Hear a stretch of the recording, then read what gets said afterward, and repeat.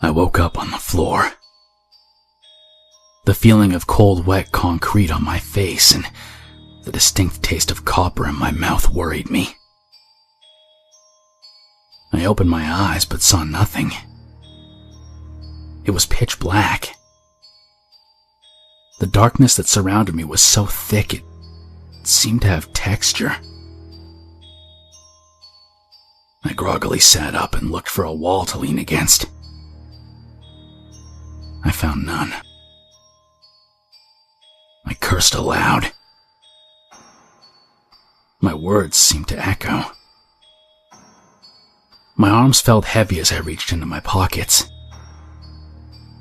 I didn't know if I'd been drugged or was experiencing a hangover. As my hands slid across the cold plastic and glass of my phone, I halfway rejoiced. I pressed the power button and swiped at the screen to unlock it.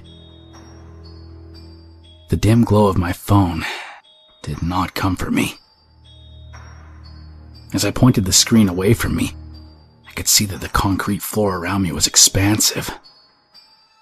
I couldn't make out any walls, nor could I see the ceiling. My sluggish mind finally came to the conclusion that I should call for help.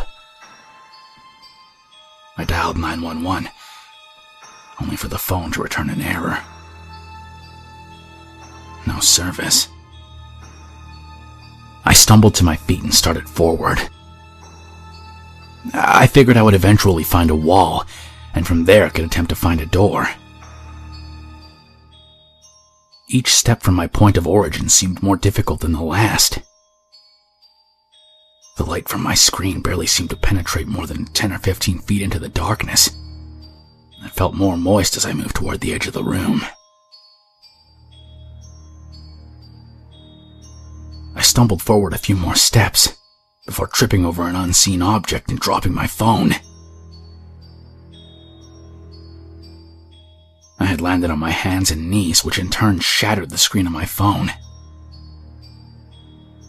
Without light or anything resembling hope, I wandered through the darkness with my hands in front of me. After several agonizing minutes, I found a wall. Between the exhaust and the lingering feeling of grogginess, I was happy just to have something to lean against as I sat down. The concrete floor was wet and sticky, and the walls, also concrete, were cold to the touch. I began to wonder if I was underground. I walked with my left hand against the concrete wall, as I hoped with each step that the texture on my fingers would change and I would find a door, a window, or anything resembling a light switch. I was moving slowly, but with more confidence since finding the wall.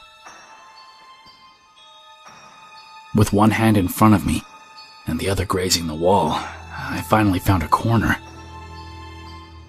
I figured it was as good a place as any to stop and rest. It was around that time that I heard him for the first time. "Hello?" a male voice said from somewhere in the darkness. "Is anyone there? Where am I?" For half a moment I considered answering him, but then it occurred to me. I had no idea how I ended up there. He could very well have been the one who brought me to this place. I sat silently as I listened to him loudly shuffle about and call out for help. His voice seemed to be getting closer. I stood as best as I could and continued along the new wall. I made it a few paces before my hand bumped into something cold and metal. As I probed this object with both hands, I concluded that it was a stairwell of some kind. I felt around for a moment before climbing onto it. The stairs creaked as I made my ascent. I could hear the voice below me. "I can hear you moving. Why did you bring me here? What did I do?" I must have been near the top of the stairs because As I was about to take another step, my shin hit a metal bar. I put my hands out in front of me and felt a guardrail. With my right hand on the guardrail, I made my way forward for a few steps before planting my extended hand on what felt like wood. I fumbled around for a doorknob. Just as I clumsily opened the door, I heard the unknown individual making his first steps up the stairwell. I fumbled around for a light switch. The first few moments of light made my brain hurt. I closed them just to stop the pain. As the room slowly came into focus, I began to realize where I was. It was one of those offices you found in warehouses that was suspended from the ceiling.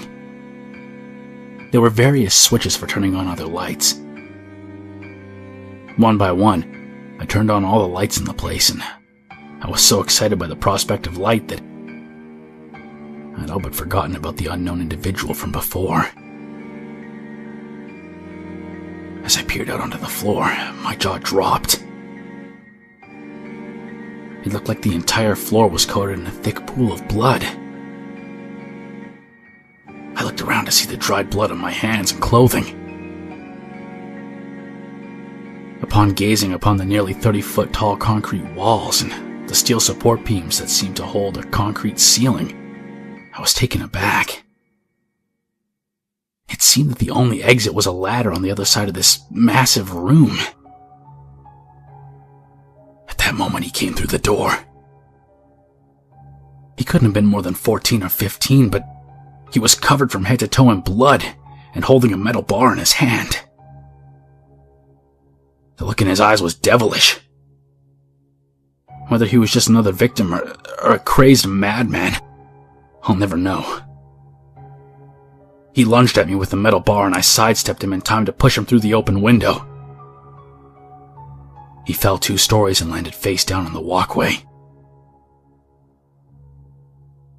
As I made my way back down the metal stairs, my eyes never left his body. I'm ashamed to admit that I gave him a kick in the ribs just to make sure he was dead. I grabbed the metal bar and made my way across the floor. I wandered over to where I dropped my phone and realized the object I tripped over was yet another resident of the massive room. She seemed to be sleeping.